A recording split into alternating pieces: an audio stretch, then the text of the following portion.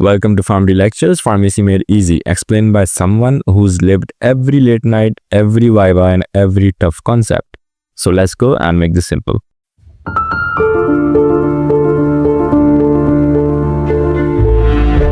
So welcome back everyone, और आज हम एक बहुत ही अहम और टाइम सेंसिटिव मेडिकल इमरजेंसी यानी कि एक्यूट स्ट्रोक की मैनेजमेंट गाइडलाइंस पर बात करेंगे. ठीक है, like what are the actual clinical guidelines to manage acute stroke. Right, stroke एक ऐसी कंडीशन है जहां हर गुजरता हुआ जो टाइम है, ठीक है, बड़ा इंपॉर्टेंट होता है.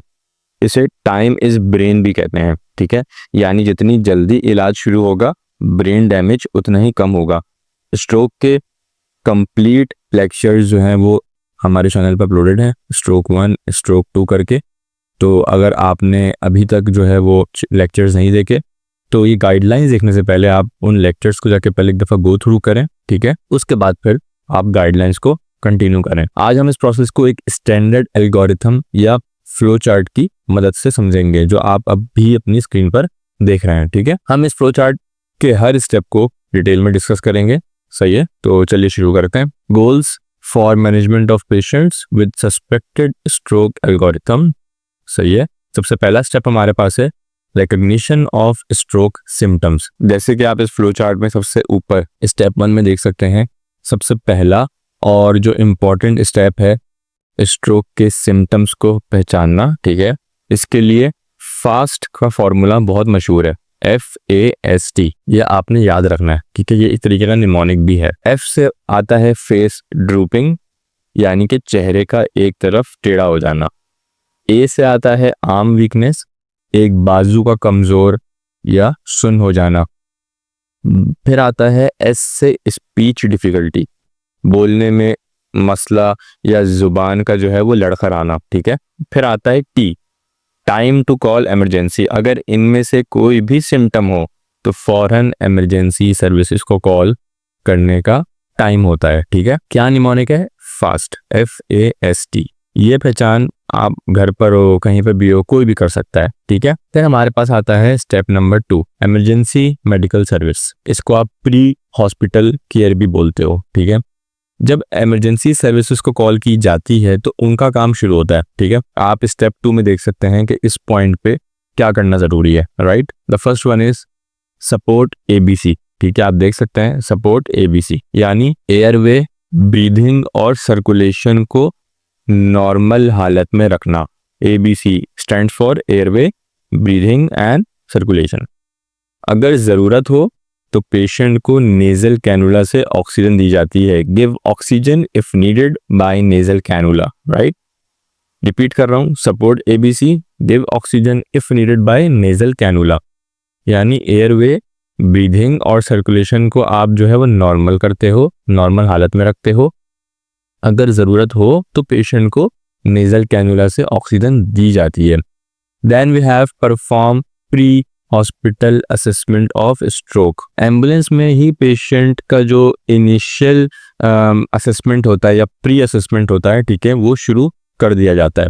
Then we have establish time when patient last known normal note thrombolysis therapy available within 3 hours from onset. ये सबसे अहम पॉइंट है, पता लगाना कि पेशेंट आखिरी बार बिल्कुल ठीक कब देखा गया था. रिपीट कर रहा हूँ, ये सबसे अहम पॉइंट है, यानी कि पेशेंट आखिरी बार कब नॉर्मल देखा गया था. ठीक है, ये पता लगाना होता है क्योंकि स्ट्रोक का जो एक इम्पॉर्टेंट ट्रीटमेंट है लाइक थ्रोम्बोलाइसिस थेरेपी, ठीक है, उसका जो टाइम विंडो उस वक्त से ही शुरू हो जाता है. ठीक है, फिर हमारे पास है transport to a hospital with stroke unit, take a witness and care giver. Patient को फौरन ऐसे हॉस्पिटल ले जाना जहां स्ट्रोक के इलाज की सहूलत मौजूद हो. राइट, फिर हमारे पास है notification to the receiving hospital.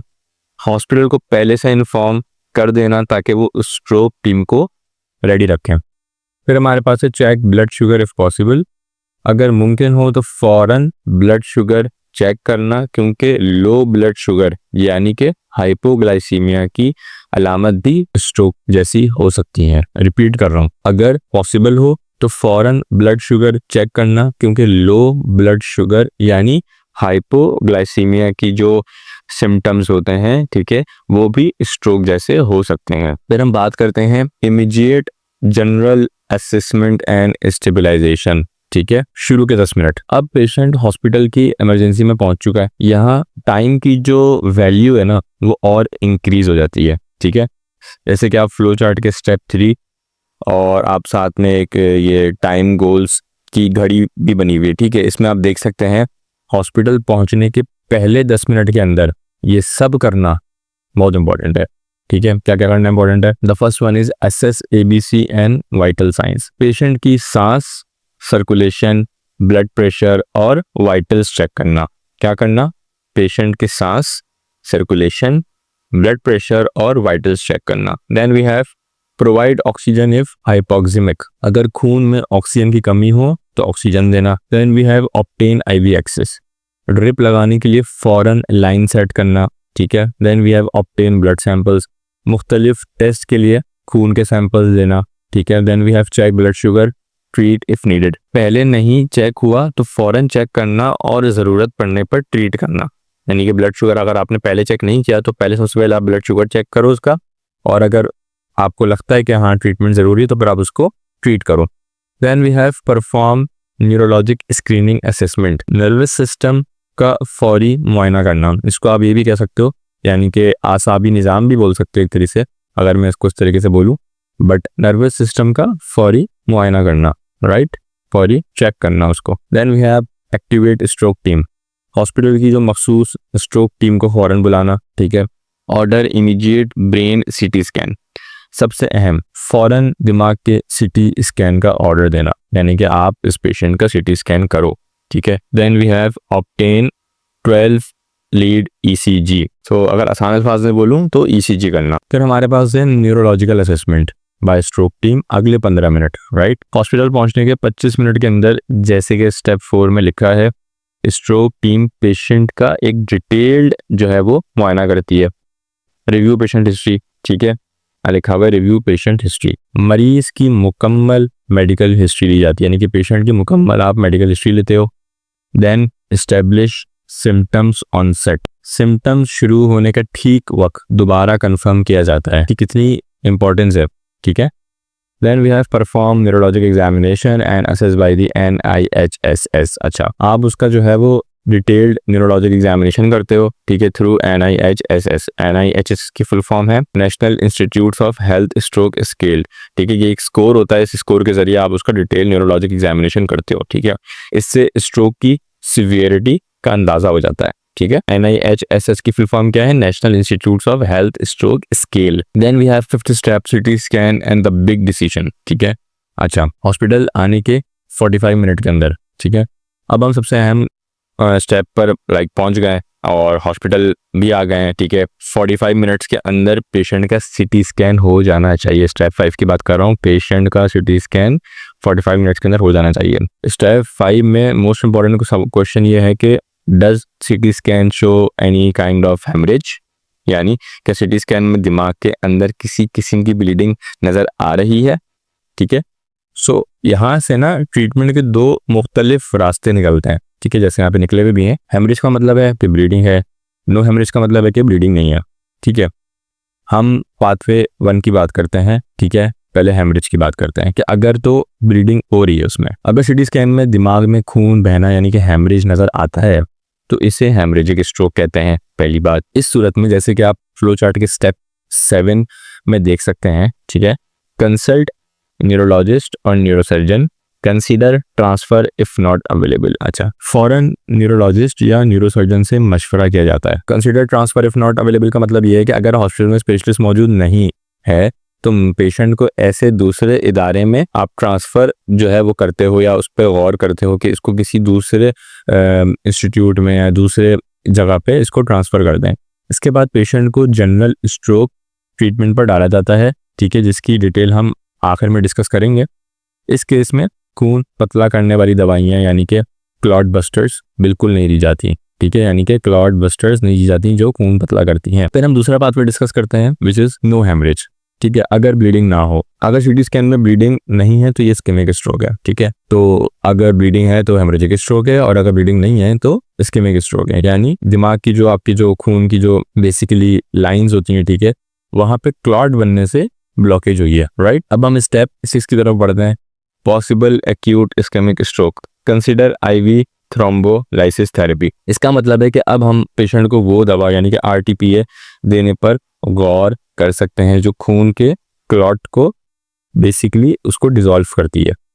सही है, इस पूरे प्रोसेस को हम कहते हैं थ्रोम्बोलाइसिस कहते हैं। क्या कहते हैं? थ्रोम्बोलाइसिस कहते हैं। एस्टैब्लिश कॉन्ट्रा इंडिकेशंस, ठीक है, यहाँ पे लिखा हुआ है establish Contra indications.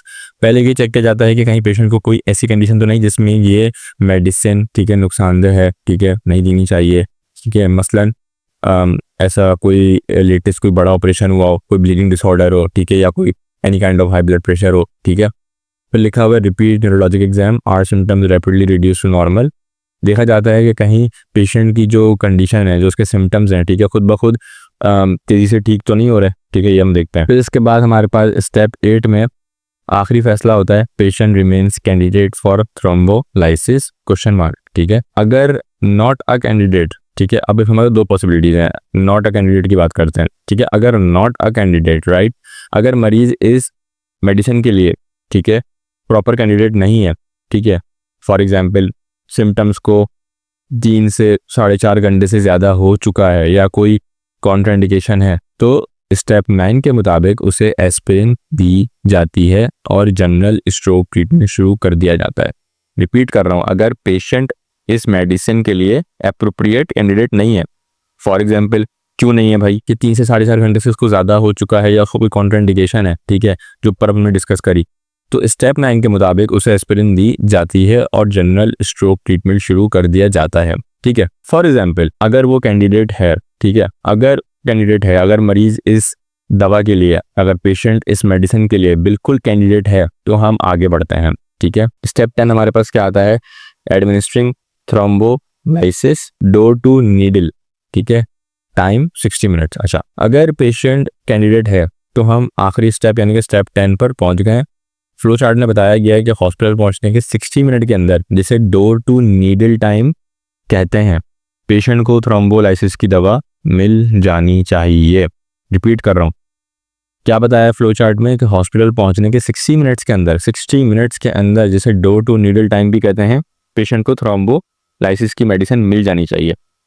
Review with patient and family, patient और उसकी जो फैमिली को इस इलाज के आप जो है प्रोज और कॉन्स बताते हो। ठीक है, लाइक बेनिफिट्स क्या हैं, रिस्क क्या हैं, ठीक है, उनको बताया जाता है। ठीक है, उनका अप्रूवल लिया जाता है। ठीक है, फिर लिखा हुआ है गिव आरटीपीए।